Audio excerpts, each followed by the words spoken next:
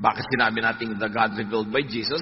Because there are many misrepresentations of God revealed by many false prophets, by many unkind teachers, unenlightened preachers. So, if you want to be happy, worship the God revealed by Jesus. Kasi meron nga worshipful, pero ang sinasamba hindi yung uri at anyo ng Panginoon ng ating Diyos sa langit na ipinakikilala ng Panginoong Hesus. Kaya ang pagsamba tuloy nagiging oppressive, nagiging restrictive, at nagiging dahilan ng marami pang mga lungkot at takot. Bakit yung imahe ng Ama na ipinapakilala ni Jesus ang dapat nating sambahin at makilala? Because Jesus is the true and faithful image of God. Walang iba nahihigit kay Jesus bilang pinakamalinaw na imahen, pagpapakilala ng Ama sa langit. Colossians 1:15, si Kristo ang larawan ng Diyos na di nakikita. Ang Diyos ay di nakikita. Sa Old Testament, pag nakita mo ang Diyos, mamamatay ka. Pero ipinakita ni Jesus, nakikita na tuloy ang Diyos sa pamamagitan ni Jesus. A distorted image of God was presented by the Pharisees. And it continues to be presented by many teachers and preachers, a distorted image of God. Kaya pinagbabawal ng Diyos ang paggawa ng mga Diyos-Diyosan. Hindi lang ito mga rebultong kahoy o bato. Ito yung mga rebultong nasa loob ng isip ng tao. Yung kinakatahan ng isip natin na itsura, karakter ng Diyos na mali naman. So maraming imahen, hindi lang yung physical na pinanggigigilan ng mga Bible-based Christians. May mga imahen na nasa loob ng utak, doon nakaukit, na ang Diyos ay malupit, ang Diyos ay galit, ang Diyos ay ganito, ang Diyos ay nakakatakot, na mga imahen na itinuwid ng Diyos sa pagpapakilala niya sa kanyang sarili sa pamamagitan ni Jesus.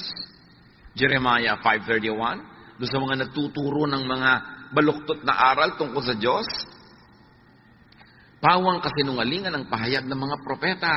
Ang kanilang utos ang sinusunod ng mga pare. So nakikita niyo sa buwatan ng prophet at ng priest sa Israel.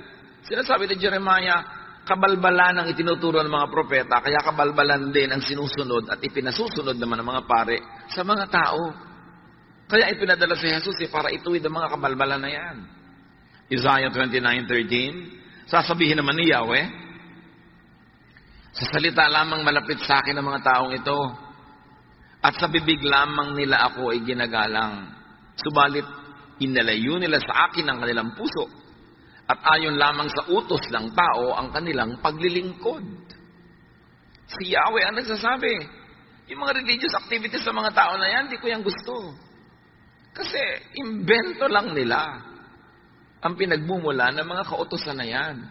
Nakaka-oppress, nakakapagpalungkot, nakakabawas ng ligaya ng buhay, therefore, presenting or misrepresenting God. Mark 7:8, sabi ni Jesus, sa mga religious people of His time, binabaliwala ninyo ang utos ng Diyos at ang sinusunod ninyo yung mga tradisyon ng tao. Sa makatuwid, ang napakaraming katuruan sa lumang dipan, ginagawa ng mga Israelita, pinagpapakamatayan nilang sundin. Sabi ni Jesus, tradisyon lang yan ng tao. At kasama doon ang lahat ng itinuwid niya. 10 walang gagawa pag Sabat, bawal ang kumain nito't gano'n, ang mga babae, bawal sa ministry, etc., etc. Sabi niya yan, gawa lang yan ng tao. Kaya itinuwid niya. Worshipping God as presented, as represented by Jesus, gives salvation, acceptance, not rejection, peace, not trouble, rest, which all amount to happiness. Pag sumamba ka sa Diyos, Diyos na ipinakikilala ni Jesus, ang bunga sa buhay mo noon, happiness. Gaan, hindi bigat. Laya, hindi tanikala, hindi kulungan. But worshiping the distorted image of God, misrepresented by many religious teachings, gives judgment, stress, and fatigue. Kaya marami mga tao habang nagiging mas religyoso, mas napapagod, mas sumasama ang ugali, mas lumulungkot, mas nagigilty. Pagka ang inuna mo ay mga kautusan, mga tradisyon, mga conservatism, hindi ka liligaya. Galatians 3:10-11. Ang lahat ng nagtitiwala sa pagsunod sa kautusan ay nasa ilalim ng isang sumpa. So, sunod ka ng sunod sa kautusan dahil doon ka naghahanap ng ligaya, doon ka naghahanap ng kaligtasan. Sabi gano'n, daig mo pa ang isinumpa, daig mo pa ang nakulam, daig mo pa ang nagkaroon ng parusang buhat-buhat mo. Sapagkat nasusulat, sumpain ang hindi sumusunod sa lahat ng nakasulat sa aklat ng kautusan. So pagka ikaw ay nagpailalim sa kautusan, dapat sundin mo lahat. Kasi pag meron kang hindi nasunod, sinusumpa ka. Pero may choice ka na hindi magpailalim sa kautusan, kundi magpailalim sa pag-ibig ng Ama na ipinakilala sa pamamagitan ni Jesus. So pumipili ka, law or grace? Grace or works? Righteousness that is achieved by your own deed or righteousness that is received free from God through Jesus? Pag pinili mo ang kautusan, para kay sinumpa.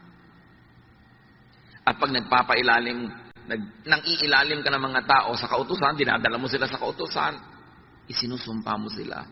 Kasi binibigyan mo sila ng mga bagay na di naman nila kayang sundin, magigilty lang sila.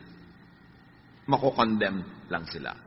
Ngayon, pag pinaghalo mo si Jesus at ang kautusan, kabaitan ng Diyos at lupit ng law, yung sumpa at yung blessing, lito ka. Kaya may mga araw na masaya ka, may araw na hindi, may araw na tahimik ka, may araw na magulo ka. Lito ka kasi pinaghalo mo yung dalawang di dapat paghaluin. Verse 11. Malinaw na walang taong pinawawalang sala sa paningin ng Diyos sa pamamagitan ng kautusan. So pag sinikap mong sukatin ng iyong sarili, timbangin ang iyong sarili sa kautusan, lagi kang bagsak. Sayang ang religion. Walang dinalang kapayapaan, kaguluhan lang.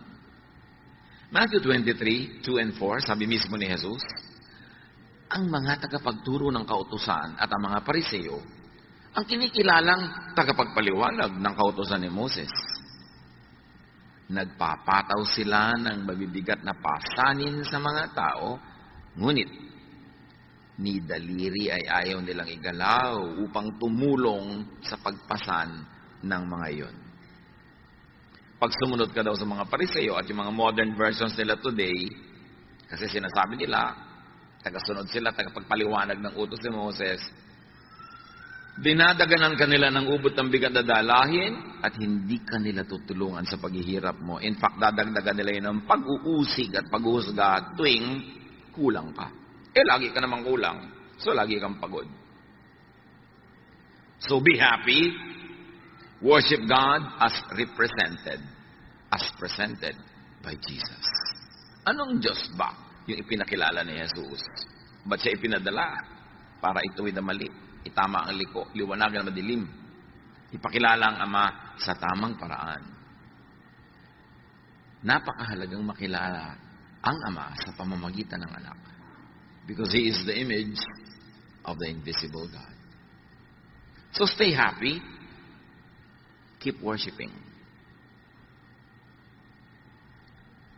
Pwede ka naman magdasal sa bahay eh.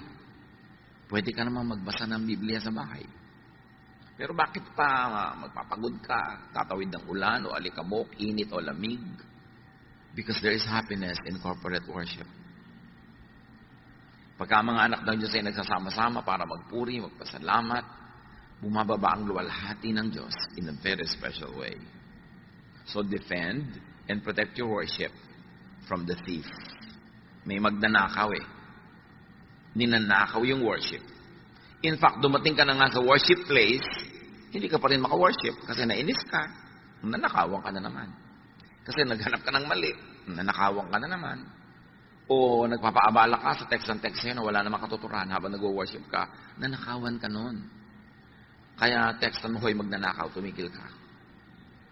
Ninanakawan mo ka ng worship time ko eh. Diba? Yung mga dumadapo sa isip mo na kung ano-anong mga guni-guni, mga alalahanin, Dinanakawan ka.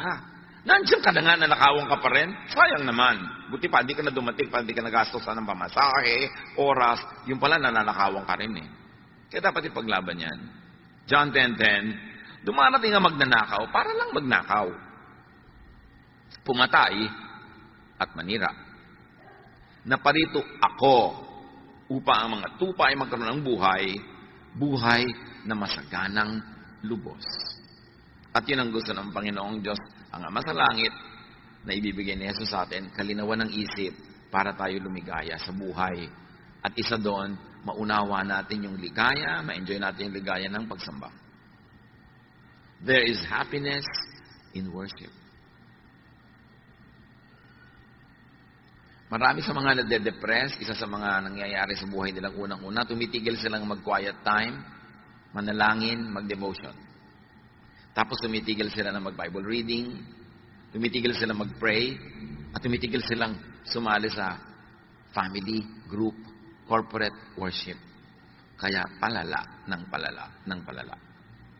Psalm 89:15, mapalad ang taong sa'yo'y sumasamba. Sa pagsamba nila inaawitan ka, at sa pag-ibig mo'y namumuhay sila. Kaya yung mga taong laging, ayoko pong sumali ng choir, ayoko pong mag-Sunday school teacher, ayoko magkaroon ng ministry, kasi madalas hindi ako nakaka-attend. Lalo kang sumali. At mas mahigpit yung leader mo ng pag-check ng attendance, pinandidilatan ka na halos maglaglag ang mata niya pag late ka, blessing yun sa'yo. Kasi nauobliga kang dumating. Kasi pag dumating ka na, ikaw na yung mabe-bless. Alam niyo yung pagdalo sa mga gawain ng Panginoon? Yung minsan tinatamad ka, ayaw mo, meron kang negative feeling, habang papunta ka pa lang yun. Kasi dinajablo ka eh. Pero pag nandun ka na, ang totoo nun, nagpapasalamat ka na, ay salamat dumating na ako. At pag pauwi ka na, nagpapasalamat ka, salamat ipinaglabang ko to kasi meron talaga ako na pala. Yung struggle, papunta lang yun. Doon kayo dapat magwagi. Kasi talagang nanakawan ka. Psalm 63:1, in my heart, I long for you, as I would long for a stream in a scorching desert. At ang ginawa dito ang halintulad ay usa na nagtatatakbo ng ubod ng bilis sa napakainit na desyerto. Kaya as the deer panted for the water, so my soul longs after thee. Panted, ibig sabihin nun yung humihinga ng ubod ng bilis kasi uhaw na uhaw, pagod na pagod. As the deer pants for the water. Hindi yun isang piraso ng pantalon. Buntong hininga yun.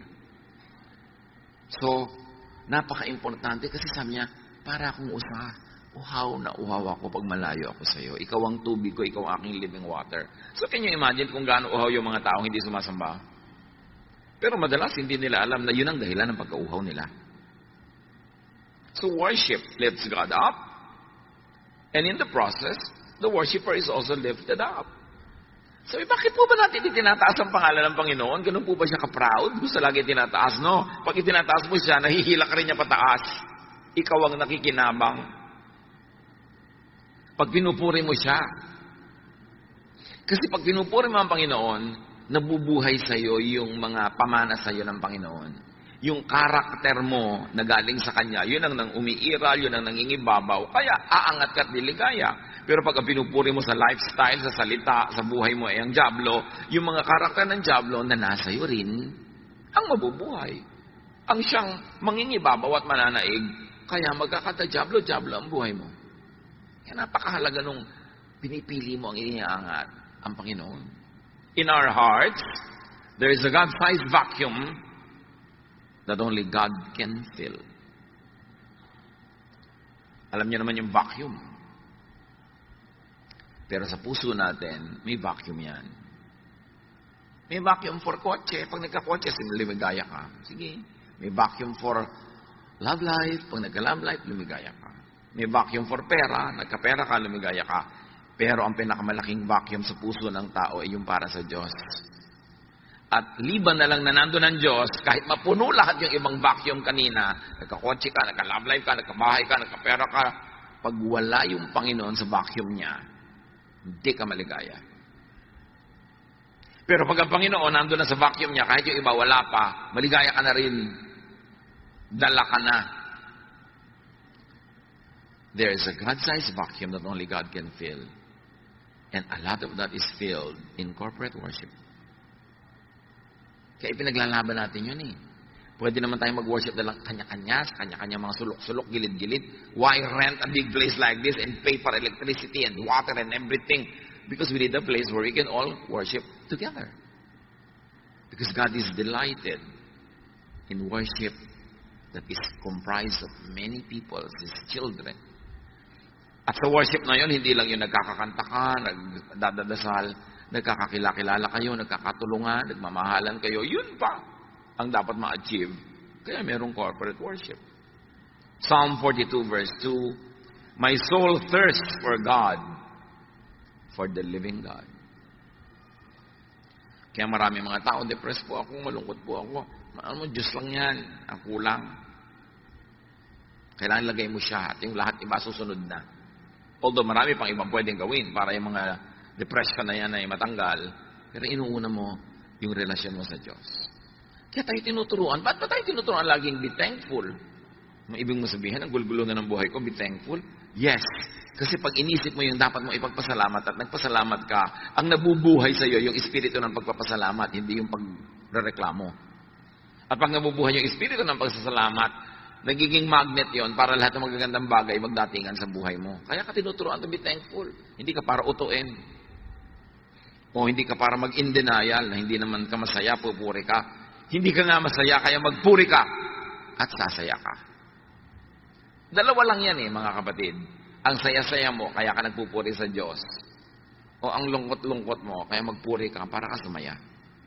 Pareho ang effect.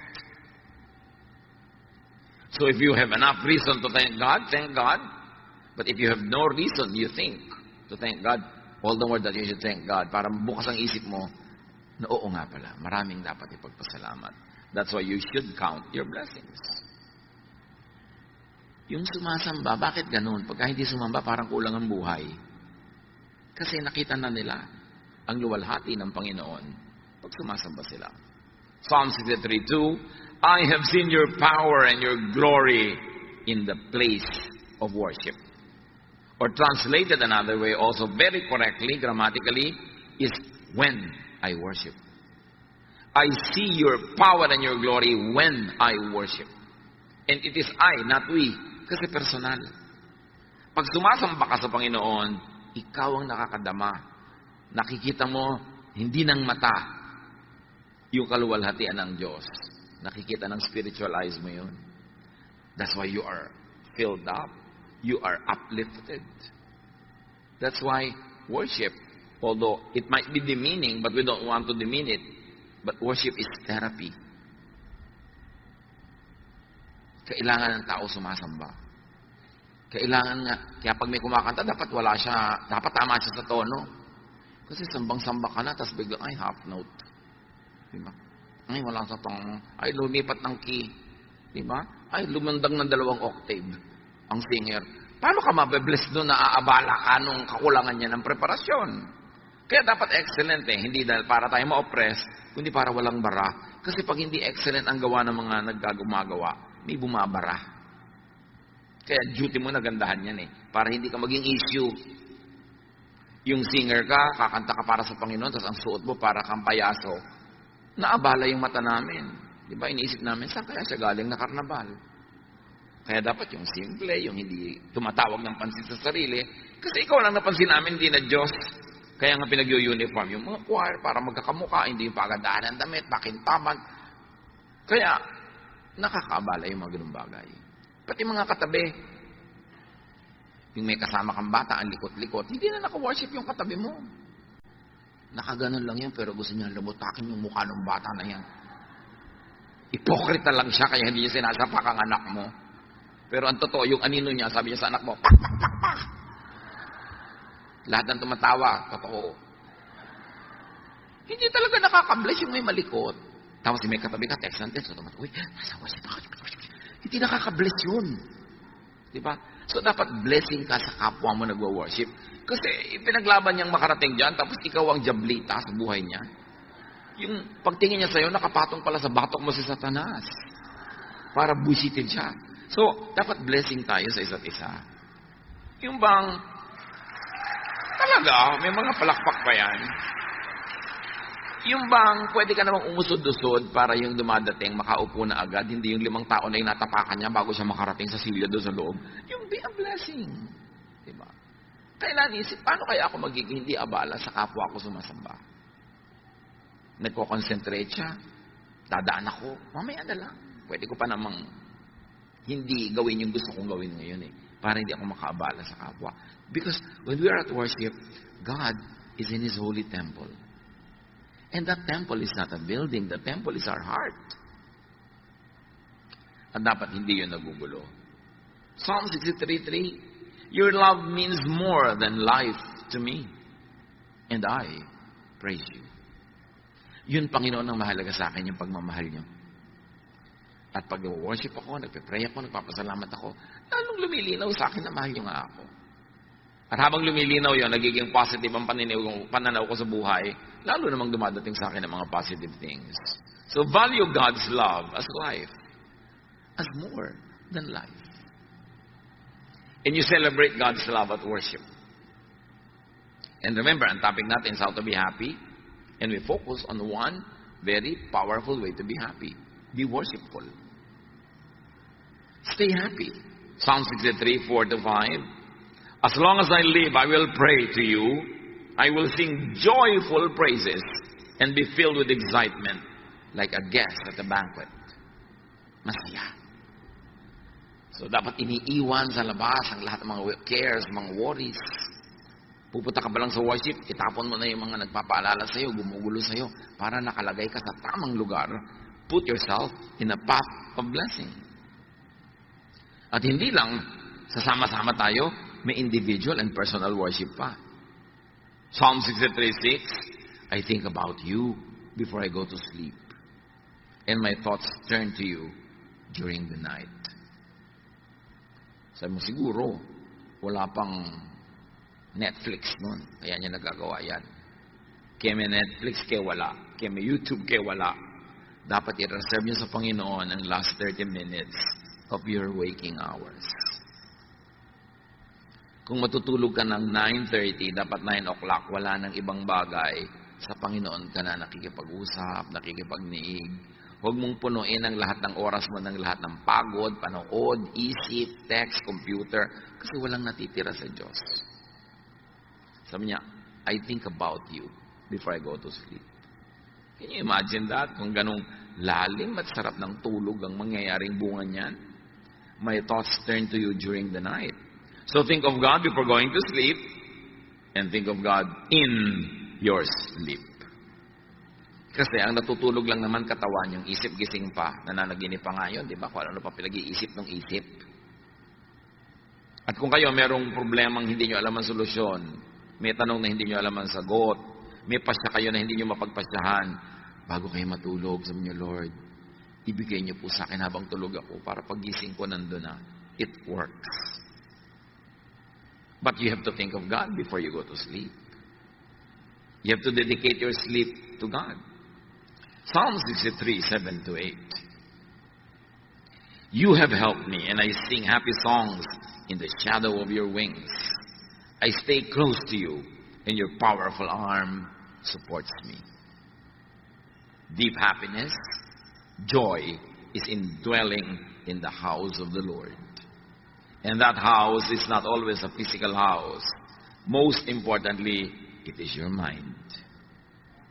Make your mind, make your thought the habitation of the divine. Gawin natin ang ating isip na tahanan ng Diyos, hindi tahanan ng kung sino-sino. Joy is in being in a state of spiritual oneness with God and God's family. Kaya nagtuturo ng forgiveness. Kaya nagtuturo ng helping one another para may love. At pag may love, may iba pang napuproduce na happiness para sa bawat isang participant in the production of that love. Pag may minamahal ka, may pinapatawad ka, may nare-release na blessing sa kanya at sa iyo at sa lahat ng nakapaligid sa inyo. And that blessing is more than the sum total of everything you do. Nagpatawad ka ng isa, nagpatawad siya ng isa, ang blessing nyo, 10. Namumultiply. Tuwing nagpapatawad ka, merong bangko sa langit na biglang bumubukas at nakaka-withdraw ka ng happiness. Kaya ka tinuturuan magpatawad. Hindi para ka ipaapi. Lugi naman po ako pag nagpatawad ako. O sige, huwag kang magpatawad. Tingnan natin kung hindi mas marami kang lugi. Yun lang may galit kang kinikim-kim, lugi ka na nun eh. Ang laking kalugihan yun. Dapat mabuksan ng maraming tao yung pinto ng pagpapala ng Diyos eh. At ang mga susi niyan, pagpapatawad, pagmamahal, pagtutulungan, pagpupuri, pasalamat. Yan ang nagbubukas ng susi ng pinto ng kaligayahan. Hindi yan itinuro ng walang dahilan. So, maganda kung naintindihan mo, tapos sinusunod mo, pero kung hindi mo maintindihan, at ang tagal mo na hindi maintindihan, sundin mo na lang. At habang sumusunod ka, baka doon mo palang maintindihan. Because while at worship, at hindi lang yun yung formal program ng worship, yung paggawa ng mga bagay na nakakalugod sa Diyos, worship yun. Artist ka, gumagawa ka ng magandang piece of art, worship yun. Singer ka, kumakanta ka, worship yun. At walang secular o holy songs, lahat ng songs sa Diyos. Ang mahalaga yung content. Pinupuri mo ba ang Diyos? Kahit pinupuri mo ang bulaklak na sampagita, pinupuri mo na ng Diyos noon kasi siya ang gumawa ng sampagita. May mga churches, bawal kumanta ng secular song. Ano ba yung secular song? Sino umimbento na kahulugan ng secular? Walang secular. Because the earth is the Lord's and everything in it. Lahat sa Diyos. Ang mahalaga, paano mo ginagamit yun? Nakakaluwalhati ba sa Diyos? O hindi. Pwede po ba kami kumanta sa worship ng sampagita flower? Pwede, basta ipaliwanag mong sa pagpuri mo sa sampagita, ang pinupuri mo ay nag-create ng sampagita. Aamoy-amoy ka pa din, papasalamat ka sa Panginoon sa scent ng sampagita. Kaya lang, baka naman mamaya yung kanta mo na tukos sa talong, okra, bahay kubo na yun. So, why not? Pero huwag naman laging puro ganun, dahil hindi naman malinaw lagi yung mensahe nun eh. Pero why not? For variety.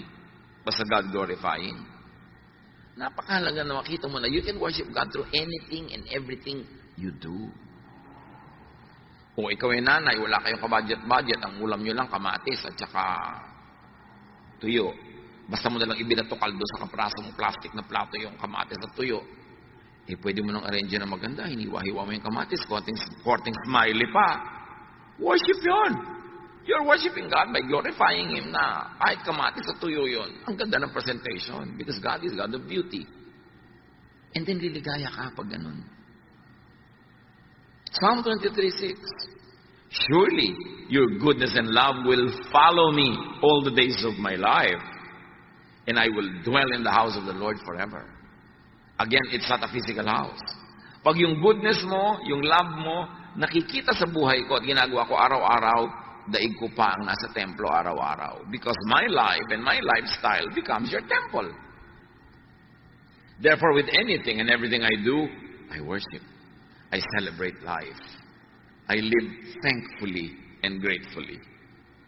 Psalm 84, 1-4, how lovely is your dwelling place, Lord Almighty. My soul yearns, even faints for the courts of the Lord. My heart and my flesh cry out for the living God. And up to a point, pwede natin yung i-apply sa places. Gusto ko pong mapunta sa bulwagan ng Panginoon. Nakaka-worship ako, may fellowship pa, masaya, nakakagaan. At yung bulwagan na pwede rin nasa puso mo lamang. Even the sparrow has found a home, and the swallow a nest for herself, where she may have her young, a place near your altar. Lord Almighty, my King, and my God. So kahit daw mga ibon-ibon, natutuwa na pumunta sa mga templo, di ba? Yung mga places of worship, lalo matataas, tinitira ng mga ibon. So it's a kind of metaphor na kahit mga ibang mga nilalang ng Diyos, gusto lagi nilang nasa malapit sa templo. Again, the temple should go beyond the physical meaning, but go to the spiritual meaning. I like to be near you, to behold your beauty, to sing of you, about you, and to you. Blessed are those who dwell in your house. They are ever praising you. So happiness, Actually, it's really emotion. And emotion is nothing but brain and blood chemistry. So, pwede natin na ayusin ang ating blood and brain chemistry para mag-create ng emotion that is happy. Yan ang ginagawa ng mga maraming therapists. Yung pinapaamoy ka na mabango, pinapakita ka na magandang view, pinapaninig ka ng mga tunog-tunog ng ulan. Because when your brain is induced to be happy, the brain commands the blood to change its chemistry, and you become happy. Because happiness, like all emotions, is chemistry. Kaya may mga negative chemistry na nakaka-deceive. Yung mga yung higop ng higop at amoy ng rugby, hindi nagugutom. Kasi niloloko sila ng utak nila, nabusog sila. Kaya yung mga nagtetake ng mga ibang drugs, kahit 3 araw na gising, kasi niloloko sila ng drug na hindi sila inaantok. May negative effect. Pero may positive effect ang ganyang mga bagay. So be and stay happy.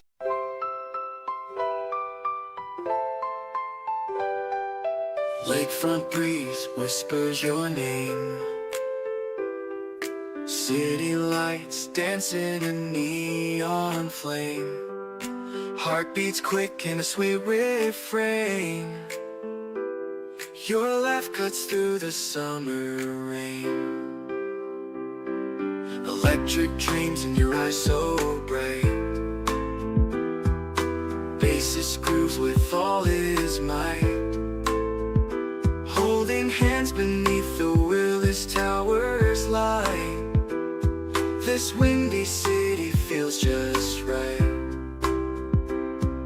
The Navy Pier Ferris wheel spins above as the music takes control, whispers of love. Oh darling, this magic won't fade. Beneath the stars a love parade. With you by my side unafraid. Magic's real, forever will stay. Guitar solo sing sweet serenade. Your voice is honey, love sweet parade. Chicago blues melt away the shade. In your arms, a future we've made. Drums are beating a rhythm so true. Never want this night to end, just me and you.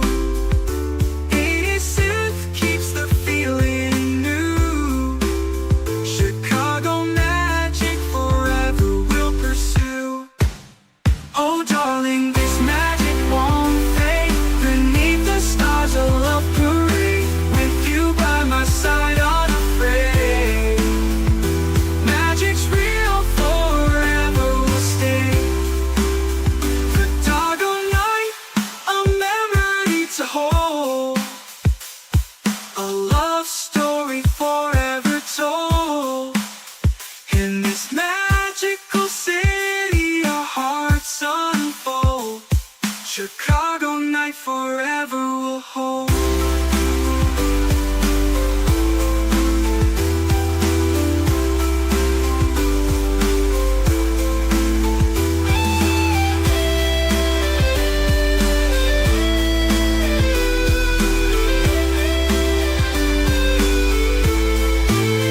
Oh darling, this magic won't fade. Beneath the stars a love parade. With you by my side unafraid. Magic's real, forever will stay. Chicago night forever will hold.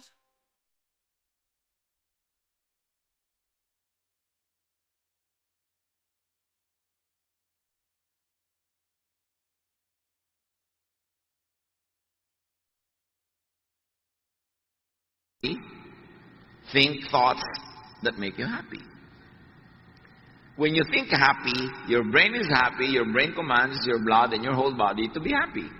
But when you think sadness, when you think horror, when you think fear, your brain commands every part of your body to produce fear, anxiety, worry. So it's all a thought. Masaya, kumakain, ang ligaligaya. Bigla niyong nakaalala yung asawa niyong malayo na biglang bakasyon, nangangalo niya. Diba, bigla mag-iinit ang mga paligid ng tenga mo. Maiiba ang tibok ng iyong puso. Magagalit ka na, wawalan ka ng gana, mahirap lumulon. Dahil lang yan sa naisip mo. Actually, wala ka pa nakita. Kasi ang iniisip mo, nagiging ganun ka. Can you imagine kung paano tinotorture ng mga taong selosa ang sarili nila? Ng mga taong mainggitin, mga taong magagalitin, mga taong mapaghanap ng mali, tinotorture nyo ang inyong sarili. Kasi kung anong isipin ninyo, yun ang iuutos ng utak nyo sa lahat ng bahagi ng iyong katawan na sundin. That's why you can think yourself into happiness. You can think yourself into sadness. That's why it's very, very important to be in command of your mind, of your brain. If you think happy thoughts, you'll be happy. Kaya sabi sa Philippians 4:8, what is praiseworthy, think of it. Yeah. Whatever is pure, whatever is godly, whatever is beautiful, whatever is praiseworthy, think about such things. May nagpadala sa'yo ng pagkain, hindi masarap, iisipin pa, iniinis niya ako. Pinapadala niya ako ng matabang na sinigang. So ano mangyayari sa'yo? Di negative ka, lulungkot ka, magagalit ka. Pero inisip ko, wow, kahit walang lasa, at least naalala ako. Gawin ko ng fertilizer. Di ang saya mo, nasa pag-iisip mo lang yan eh. You are what you think. You are how you think. So, can you imagine when you are angry or jealous or discontented, nilalason mo ang iyong katawan. Kasi lahat ng negative thoughts, nagre-release ng toxins in your blood. So, nilalason mo ang iyong sarili. Kaya tayo inuutosang, magpatawad ka na. Kalimutan mo na yan. Hindi ko bumalimutan. Sige, talaga namang may brain ka kasi hindi malimutan kasi may memory ka. Pero magpatawad ka na rin. I cannot forget po. Sige, forget na forgetting. Just forgive. Think of God. Yan ang pampasaya. Pero kung iniisip mo, Diyos ko, malapit na yata second coming. Judgment day na, end of the world. Di negative na naman ang naisip mo. Huwag mo pag-iisipin yan. Problema yan ng Diyos. Sabi nga ni Jesus, ako nga hindi ko alam kung kailan. Buti ka pa, alam mo. Diba? Nadaig mo pa ako, alam mo yung date. Tapos pag hindi nangyari, may mga kung ano-ano kang palusot. Ay, may blah blah blah blah. Ang isa lang ang ibig sabihin, mali ang prediction mo. And if what a prophet says does not come to pass, he is a false prophet. Ang dami na. Naglagay ng mga petsa, oras, kung hindi natuloy. Kasi marami pa kayong kasalanan, binibigyan pa kayo ng God ng second chance. Palusot. Mga palusot yung mga nagbibigay ng mga date, tapos hindi naman natutuloy. Huwag yung iniisip yan. The idea of and about God should be happy, not sad. Restful, not burdensome. Assuring and peaceful, not fearsome. It should be loving and forgiving, not hateful, not vindictive, and definitely not judgmental. Huwag kayong kakampi sa isang political party, sa isang bansa, sa isang lahi, sa isang relihiyon, kahit malupit sila sa iba, in the name of God, bola yon. God will not want you to have any part in any violence, unkindness, in anything that robs people of happiness or dignity. Tapos done in the name of God. Dapat matalino na tayo by now. Minamanipulate tayo ng mga ganyan. So, you want to be happy, think of the God presented and represented by Jesus. And then, do activities that make you happy. May mga iniisip, may mga ginagawa. Physical. Kasi happy feelings create happy activities. Di ba pag happy ka, yung feeling mo, gumagawa ka ng happy activity. Halimbawa, ang saya mo, magluluto ka ng special para sa pamilya mo. Pero kung wala kang happy feelings, walang happy activities, baligtarin mo. Wala kang happy feelings, gumawa ka ng happy activities na magke-create ng happy feelings. It works both sides of the equation. Happy feelings can create happy events, but happy activities can create the happy feeling. So kung wala ka ng happy feeling, gumawa ka ng happy activity. That's under your control. You can do that. And then, maiiba, mare-reverse, sasaya ka at ang iba. You cannot always control what you could do. your physical situation, but you can direct your thoughts. Si Paul and Silas, sa paggawa ng mabuti, sa pamamagitan ng tungkol kay Jesus, nakulong. Di lang nakakulong, dinala pa sa malalim na dungeon. Di lang yon, itinali pa ng mga kadena at bakal ang kanilang mga paa at kamay sa pader. Hindi ka makakamot, biruin mo yun, hirap nun. Pag may kumate, tinuka ka ng lamok, whatever, nauuhaw ka, gusto mo punta sa toilet, di mo magawa. Dapat magreklamo ka na sa Diyos, Lord, I serve you. Bakit ako nandito? But Paul and Silas sang hymns. Because you can choose. Whatever it is that you are going through, you can choose to complain or to be thankful, to be negative or to be positive. And because they were very, very positive, and they sang hymns, and they lifted God up, and all the other prisoners were blessed through their singing, and they forgot their own sorrows and their own complaints, God sent an earthquake that shook the very foundations of the place. Dahil sa pagpuri. Induce desired thoughts and emotions in your brain. Kumbinsihin mo yung isip mo, akayin mo yung isip mo na magpakasaya at aakayin niya ang lahat ng bahagi ng iyong katawan na sumunod. Romans 12:2, be changed by the renewing of your mind. And if I may extend that, change your situation outside of you by changing the thoughts inside your mind. Because it is the thought that is the habitation of God. And it is through thought that the power of God can be made real in our lives.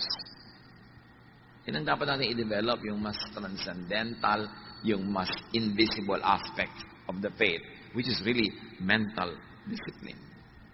Create happiness in your heart and your mind. At pwede ka nun, either masaya ka, so kumakanta ka, or malungkot ka, kumanta ka para ka sumaya.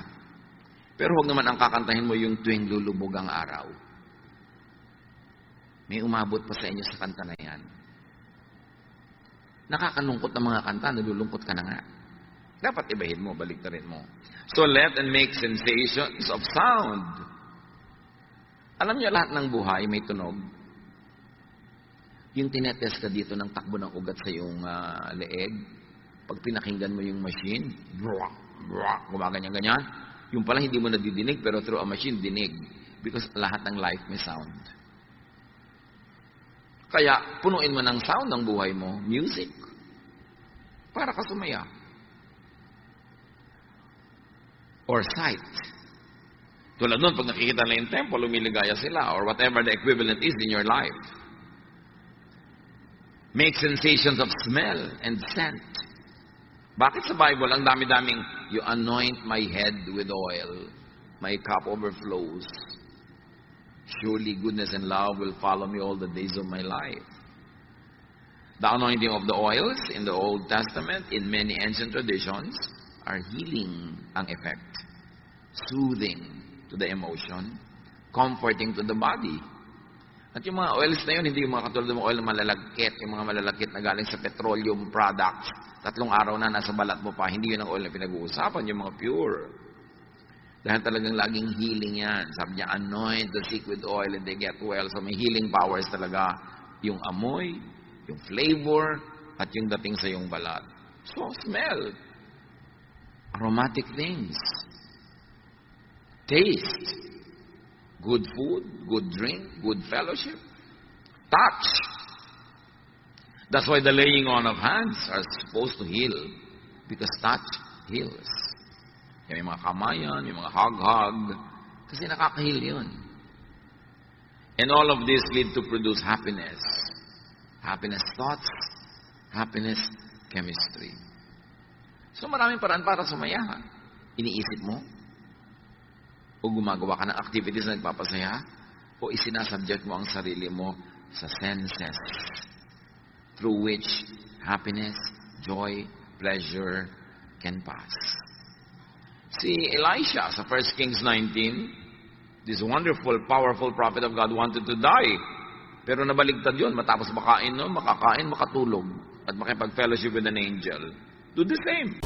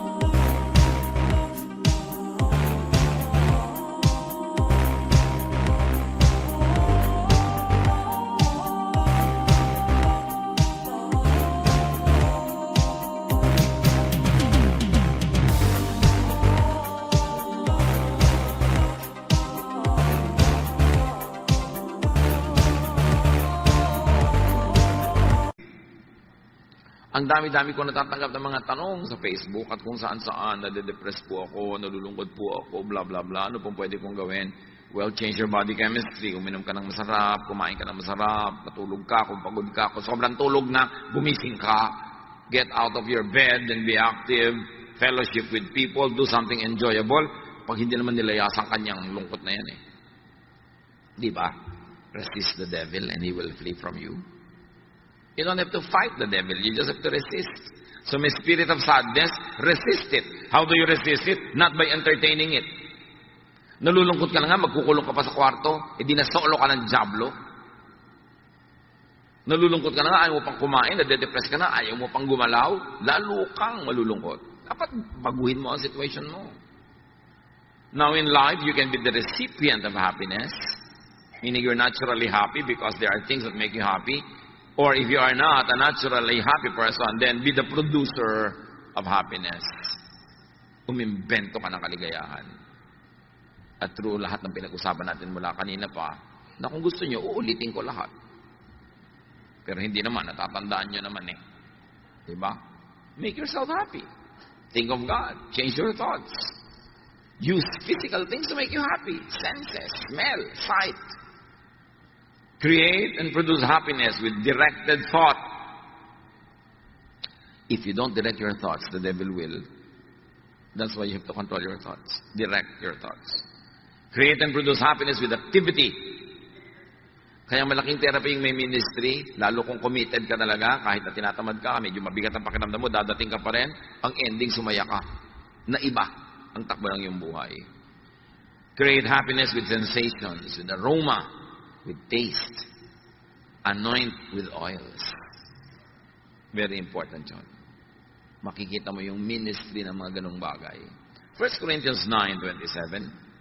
Subalit pinahihirapan ko ang aking katawan at sinusupil ko upang sa gayon hindi ko ako maalis sa paligsahan pagkatapos kong mangaral sa iba. Now, bago kayo maghampas-hampas sa sarili at magpahirap, ang tinutukoy lang naman ni Pablo dito, nag-i-exercise ako ng self-control para yung goal ko mangyari. Yung katawan ko, tinatamad na bumangon. Ibabangon ko yan kasi ang tagal ko na nakahiga eh. Yung katawan ko, gustong maging mapagsarili lamang, pero lungkot naman ang bunga. Well, pipilitin ko ang katawan ko na makisalamuha, makipagkapwa, dahil baka yun ang nawawalang element sa aking buhay.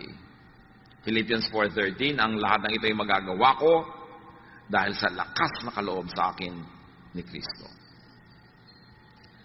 Sabi natin kanina pat paulit-ulit, worship the God presented and represented by Jesus. What is the image of God and the image of heaven that Jesus presents? The image of heaven, the paradigm or symbolism of life that Jesus presents is a happy one. Kaya kung minsan, I'm very uncomfortable with yung image ni Jesus na lagi nasa krus. Para namang ilang oras lang naman siya nasa krus, tapos forever ayaw mo nang alisin doon, nakapako na. If ever there are images in religious statuary that's very uplifting, it is the risen Christ. Ang lungkot-lungkot naman ng imahe ng crucifix eh. Tapos nasa ospital ka, nag-aagaw buhay ka na, yung pa ang nakita mo pagdilat mo, nasa heaven na ba ako? Diba? Bakit kailangan yun? Kailangan malungkot. Sasandali lang naman yung nangyari. We appreciate the meaning of the cross, but do not trap Jesus in the cross. He was there only for a few hours.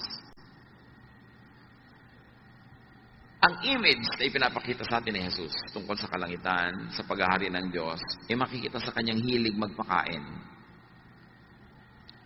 Pinakamadalas at pinakamadramatic ang mga pagpapakain ng Panginoon sa mga tao. Like, Jesus fed the 5,000 miraculously with 5 loaves and 2 fish. And then the lasting image of Jesus that we keep repeating is the Lord's Supper, eating, drinking. And the Lord was accused of eating with sinners. He was called a glutton and a drunkard. The first miracle was to produce wine at a wedding in Cana. And the parable, the symbol of heaven, symbolized by the wedding banquet, is that anyone and everyone is invited. This is all about food. This is all about sharing a fellowship. This is all about the table. This is enjoyment. This is happiness. This is the message of God through Jesus. Enjoyment, happiness. by being together, by sharing, by eating together. We do not see episodes of Jesus eating alone. He was always feeding people. After the resurrection, His disciples went fishing.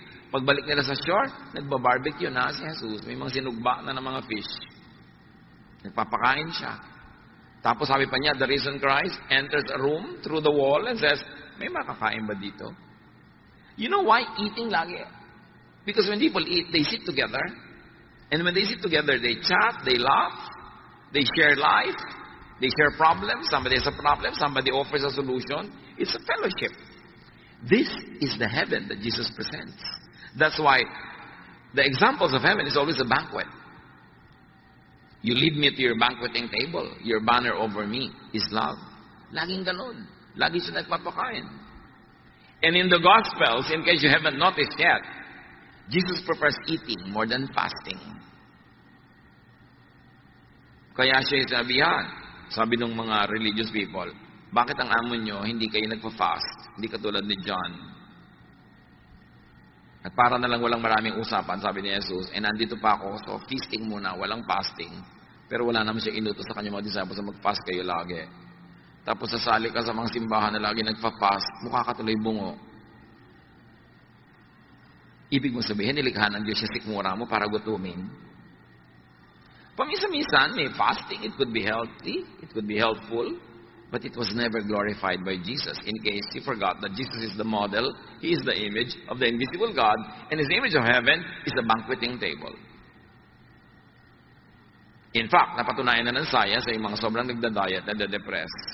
Kasi nade-deprive. Yung kakain, binibilang yung calorie, may computer siya, binibilang-bilang niya bawat okra, bawat ito. Paano ka liligaya kumain nun? Yung papakainin mo sa, ay naku, diet ako. Ihampas mo kaya sa itong plato, no? Inihanda ko ito para sa'yo, tapos para ka nakakita ng lason. Allergic na allergic ka sa pagkain, kaya ka depressed, kaya ka malungkot, kaya ka nangangayayak. Hindi yan ang gusto sa'yo ng Panginoon. Kaya yung symbol niya lagi is feasting. The Lord's Supper, sineselebrate pa natin. Hindi Lord's Supper as in F-A. P. So nakita natin na kaisa-isang beses na ipinakita si Jesus na nag-fast dahil lang kasi walang pagkain sa desert. Di ba? Pag-ahod niya doon sa baptism, dinala na siya ng Espiritu, wala naman siyang baon. Hindi naman niya sinabing, magpa-fast ako ng 40 days. Nagkataon na inaabot ng 40 days, wala naman siyang baon. Pero hindi naman niya sinadya. Kasi yung iba ginagaya si Jesus, nagpa-fast ng 40 days, pag na-hospital, Lord, why po? Sumusunod naman ako sa iyo. Sino ba sabi sa'yo, gayahin mo ako? Wala lang akong baon nun. Bakit gino-glorify ang ganyang mga bagay? So, He eats with people most of the time. Why? To show that God is in fellowship with the people in an open table. Open, ha? Everybody is welcome. Babae, lalaki, makasalanan, hindi makasalanan, tax collector, sinner, Hebrew, Greek, whatever, welcome, open table. Ibig sabihin, kalimutan nyo na yung mga division na yan para tayo sumaya. Mga exclusive nyo na yan na pampalungkot. Fasting is individual and could be unhappy, while group dining is communal and usually happy. So yun ang model ni Jesus. Gaano natin siya kakilala? Kaya nga ang mahalaga yung the God presented by Jesus, not by the Pharisees. So be happy and stay happy. It's the primary duty of life. Let happiness come to you, or you create it if it takes long to come. And then make others happy. Kung may mission ka sa buhay na mahirap i-define, padaliin mo, make others happy. At pati ikaw, sasaya pag nagpapasaya ka. Allow others to be happy. Don't be a killjoy.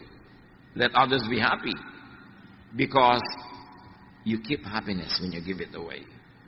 In deep spirituality, you keep what you give away. And you lose what you selflessly keep for yourself. Ama namin, salamat sa kaligayahan. At salamat dahil ibinibigay niyo sa amin ng mga susi sa kaligayahan. Paglinawin niyo po ang aming isip. Para kami nagigilty pag masaya. Kasi gusto niyo masaya kami. At sariwain niyo sa amin, pabalik-balikan ang aming isip ang mga paraan upang mapasaya ang sarili Dahil pag masaya kami, masaya kayo, at masaya rin yung iba sa aming paligid. But when we are miserable, we make everyone else around us miserable as well. Teach us, Father, na huwag kaming maging matigas ang ulo. Today, when we hear your word, teach us not to harden our hearts, as in the rebellion of Israel against you. Teach us. Magbulay-bulay tayo sa mandali, and make it a mission to make someone happy.